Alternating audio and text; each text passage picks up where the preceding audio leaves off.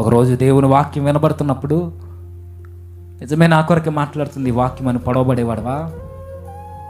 పొడవబడేవాళ్ళు. దేవుడు నాతో ఈరోజు ఎంత మంచి సంగతులు మాట్లాడాడు అని అనిపించేది మనకి. కానీ ఈరోజు మొండోళం అయిపోయామండి, లోబడనోళ్ళని ప్రజలం అయిపోయాం. ఈరోజు ఎండిపోయిన మొక్కలం అయిపోయాం మనం. ఈరోజు ఎంత నీరు పోస్తే ఏం సుఖం, ఎంత నీరు పోసిన ఈరోజు చలనం లేని, జీవం లేని ప్రాణులం అయిపోయాం మనం. జీవం ఉన్న చోట కదలిక ఉంటుందట, జీవం ఉన్న చోట శబ్దం ఉంటుందట, జీవం ఉన్న చోట మనుషుల యొక్క తీవ్రత కనబడుద్దట. ఈరోజు ఉందంటే వాక్యం అనే నీరు మన మొదలన పోయబడుతున్నాయి. ఈరోజు చిగురు లేని జీవితాలు వచ్చేసాయి, మొండోళం అయిపోయాం, మోడు బారిన జీవితాలు అయిపోయాయి.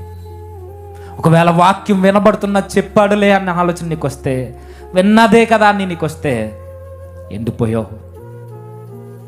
ఏం బాధపడొద్దు, దేవుడు మరలా నిన్ను రేకెత్తిస్తాడు, మరలా నిన్ను చిగురింపజేస్తాడు. అవును ప్రభువా, నేను మొండోడిని అయిపోయాను, లొంగట్లేదు, నేను తల బిరుసు పెరిగిపోయింది, నాకు పొగరు పెరిగిపోయింది, నాకు సీనియారిటీ వస్తున్న కొలది ముందున్న ప్రేమ తగ్గిపోయింది, నాకు పొగరుతో వెళ్తున్నాను, గొడవలకి కాలు దిగుతున్నాను, మారిపోయింది నా జీవితం.